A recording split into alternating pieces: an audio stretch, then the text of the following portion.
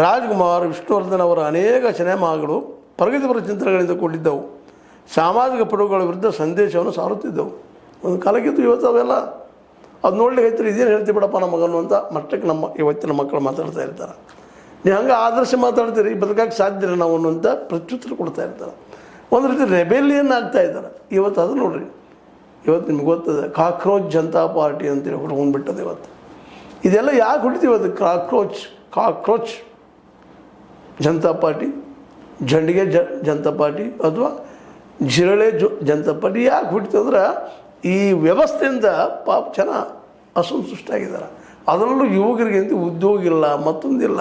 ಯಾವುದೋ ಎಕ್ಸಾಮ್ ಬರಿತೀರಂದ್ರೆ ಅಲ್ಲಿ ಪೇಪರ್ ಲೀಕ್ಸು ಮತ್ತೇನು ಎಲ್ಲನೂ ಇವತ್ತು ನೋಡ್ರಿ ಸ್ಪಷ್ಟವಾಗಿ ಈ ಕಾಕ್ರೋಚ್ ಪಾರ್ಟಿ ಹೇಳ್ತಾ ಇದೆ. ಈ ದೇಶದೊಳಗೆ ನೋಡ್ರಿ ಕಳೆದ 4-5 ವರ್ಷಗಳಲ್ಲಿ 3-4 ಸಲ ನೀಟ್ ಪೇಪರ್ಗಳು ಅಂದರೆ ಕ್ವಶನ್ ಪೇಪರ್ಗಳು ಲೀಕ್ ಆಗಿದ್ದಾವೆ. ಪಾಪ ಹಾರ್ಡ್ ವರ್ಕ್ ಮಾಡಿ ದುಡಿದು ಹಗಲು ರಾತ್ರಿಯಿಂದ ಒಂದು ಮಧ್ಯಮ ವರ್ಗು, ಕೆಳ ಮಧ್ಯಮ ವರ್ಗದವರು ಅಥವಾ ಬಡವರು ಪ್ರಯತ್ನ ಮಾಡಿ ನಾನು ಡಾಕ್ಟರ್ ಆಗಬೇಕು, ನಾನು ಇಂಜಿನಿಯರ್ ಆಗಬೇಕು ಅಂತ ಪ್ರಯತ್ನ ಮಾಡಿದಾಗ ಇಂಜಿನಿಯರ್ ಅಡ್ಡಿ ಇಲ್ಲ, ಸ್ವಲ್ಪ ಏನೋ ಆನ್ಲೈನ್ ಮೇಲೆ ಮಾಡ್ತಾಯಿದ್ರೆ ಅಲ್ಲೂ ಗದ್ದಲು ಗೊತ್ತಾಗ್ತಾ ಇಲ್ಲ ಏನಂತೇಳಿ ಆನ್ಲೈನ್ ಮೇಲೆ ಇರೋದರಿಂದಾಗೆ. ಆದರೆ ಇಲ್ಲಿಂದ ಮಾತ್ರ ಪೇಪರ್ ಲೀಕ್ ಆಗಿದ್ದಕ್ಕಾಗಿ ಇವತ್ತು ಎಷ್ಟೋ ಜನ ಸಿಡಿದೇ ನಿಂತಾರೆ ಈ ವ್ಯವಸ್ಥೆ ವಿರುದ್ಧವಾಗಿ.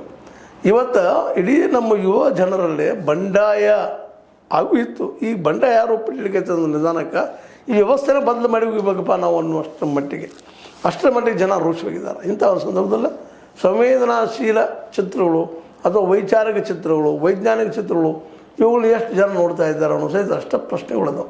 ಇವತ್ತೇನೋ ಈಗ ನಮ್ಮ ಮಕ್ಕಳು ಪ್ರೊಫೆಷ್ನಲ್ ಕೋರ್ಸ್ರೊಳಗೆ ಅಭ್ಯಾಸ ಮಾಡಿದರು, ಆ ಕೋರ್ಸ್ ಸಂಬಂಧಿಸಿದ ಅಷ್ಟೇ ವಿಚಾರ ಮಾಡ್ತಾರೆ ವಿನಃ ನಾವು ವಿಜ್ಞಾನ ಆಗಬೇಕು, ಮತ್ತೇನೋ ಆಗಬೇಕು, ಬೆಳಿಬೇಕು ಅನ್ನುವಂಥದ್ದು ಇಲ್ಲವೇ ಇಲ್ಲ. ಯಾಕಂದ್ರೆ ಆ ಪ್ರಮಾಣದಲ್ಲಿ ಖರ್ಚು ಮಾಡಿ ಎಜುಕೇಷನ್ ಮಾಡೋ ಶಕ್ತಿ ನಮ್ಮಲ್ಲಿ ಉಳಿದಿಲ್ಲ. ಹೀಗಾಗಿ ಇವತ್ತು ಯೂನಿವರ್ಸಿಟಿಗಳಲ್ಲಿ ಸಹಿತ ಸಿಕ್ಕಾಪಟ್ಟೆ ಫೀಸ್ ಹೋಗಬೇಕು. ಅದರಲ್ಲೂ ಪ್ರೈವೇಟ್ ಯೂನಿವರ್ಸಿಟಿಗಳಲ್ಲೇ ಬೇಡ, ಈಗ ನಮ್ಮ ಸರ್ಕಾರಿ ಯೂನಿವರ್ಸಿಟಿಗಳಲ್ಲಿ ಸಹಿತ ವರ್ಷಕ್ಕೆ 50,000 ಲಕ್ಷ ಖರ್ಚು ಮಾಡುವಂಥ ಪರಿಸ್ಥಿತಿ ಬಂದದ. ಎಷ್ಟು ಮಂದಿ ಬಡ ಮಕ್ಕಳಿಗೆ, ಕೂಲಿಕಾರ ಮಕ್ಕಳಿಗೆ ಸಾಧ್ಯದ ಅಂತ. ಹೀಗಾಗಿ ಒಂದು ಏನಪ್ಪ ಅಂದರೆ ಇವತ್ತು ಪರಿಸ್ಥಿತಿ ನಿರ್ಮಾಣ ಆಗಿತ್ತು ಅಂದರೆ ನಮ್ಮ ಜೆ ಶಿರುದ್ರಪ್ಪನವ್ರು ಹೇಳಿದಂಗೆ ಹಾಡುವುದು ನಾನು ಹಾಡೇ ಹಾಡೋಣ, ಬ್ಯಾಡಿದ್ರು ಆಯಿತು ಬಿಟ್ಟರೆ ಆಯಿತು. ಹಾಡುವುದು ನಮ್ಮ ಕರ್ಮ, ಕೇಳುವುದು ನಿಮ್ಮ ಕರ್ಮ ಧರ್ಮ, ನಿಮಗೆ ಬಿಟ್ಟಿದ್ದು ಅನ್ನುವಂಗಾಗ್ಯದ.